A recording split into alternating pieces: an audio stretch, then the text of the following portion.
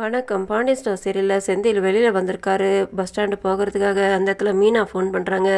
எங்க இருக்கீங்கன்னுட்டு. இவர் சொல்றாரு, வெளியில வந்திருக்கேன். அப்பா வேலை குடுத்தாரு இல்லையா, அதனால தான் ஆளுங்கள பார்க்க வந்திருக்கேன்ட்டு. இவங்க சொல்றாங்க, நீங்க பார்த்துட்டு ரூமுக்கு வந்துருங்க.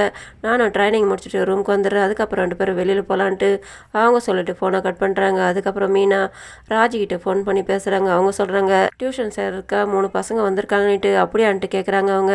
அவங்க ஃபோன் கட் பண்ணதுக்கப்புறம் அங்கே கோமதி வந்து நிற்கிறாங்க. மீனா வாணிட்டு ஆமான்றாங்க. அப்போ நீ மாமா கிட்ட சொல்லிட்டான்ட்டு. மாமா வந்தால் சொல்லிக்கலாம் அத்தை, இது படிப்பு சம்மந்தப்பட்ட விஷயம் தானே, மாமா மறுக்க மாட்டாருன்ட்டு. இவங்க வந்துட்டு இதில் எதுவும் தடங்களும் வந்துடக்கூடாதுன்ட்டு 2 பேருமே வந்து சாமி கும்பிட்றாங்க. ராஜி பசங்களுக்கு டியூஷன் சொல்லி கொடுத்துக்கிட்டு இருக்காங்க. அதில் ஒரு பையன், எனக்கு போயம் புரியல, எனக்கு இங்கிலீஷ் வரமாட்டேது, அதனால் கற்றுக் கொடுங்க சொல்லும்போது அந்த நேரமாக பார்த்து தங்கமயில் வெளியில் வராங்க. தங்கமயில் கிட்ட, பாருங்கக்கா இவனுக்கு எதுவும் தெரியலையா, நீங்கள் தான் டிகிரி வரல படுத்திருக்கீங்களா, இந்த பையனுக்கு கொஞ்சம் கற்றுக் கொடுங்கன்னு சொல்லும்போது அந்த நேரமாக பார்த்து அவங்க ஷாக் ஆகிட்டு, எனக்கு அம்மா ஃபோன் பண்ணுறாங்க, நான் ஃபோன் பேசிட்டு வரேன்றாங்க, எதுவும் சத்தமே வரலன்ட்டு ராஜி கேட்குறாங்க. சைலண்டில் போட்டிருந்தேன்ட்டு அவங்க சமாளிச்சுட்டு உள்ளே வந்துட்டு அவங்க அம்மாவுக்கு ஃபோன் பண்ணி, இப்போ அவள் கிளாஸ் எடுத்திருக்கா டியூஷன் சொல்லி கொடுக்கறதுக்காக, இப்போ என்னை வந்து டியூஷன் சொல்லிக் கொடுக்க சொல்கிறா, இப்போ நான் என்னம்மா பண்ணுறது, நீ போய் சொல்லி கல்யாணம் பண்ணி வச்சுட்டேங்க, நான் மாட்டின்னு முழிக்கிறேன்ட்டு அவங்க அம்மாவுக்கு திட்டுறாங்க இவங்க. அப்போ நீ ஏன் கவலைப்படுற, நீ கவலைப்படாத, உன் மாமனாருக்கு தெரியுமா அந்த விஷயம்னு கேட்குறாங்க.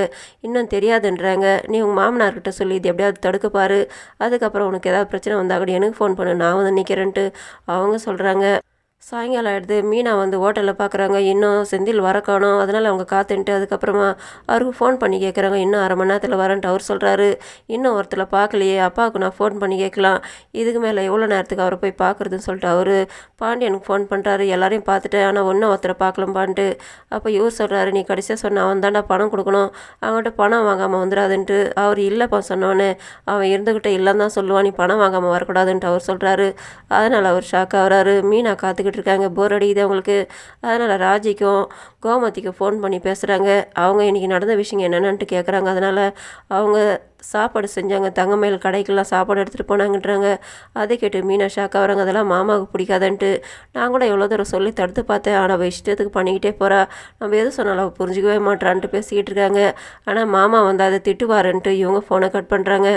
அதுக்கப்புறமா பாண்டியன் வராரு. வந்துட்ட உடனே தங்கமயில் பார்த்துட்டு போயிட்டு ஓடி போய் தண்ணி எடுத்து வந்து கொடுக்குறாங்க. அவர் சிரிக்கிறாரு.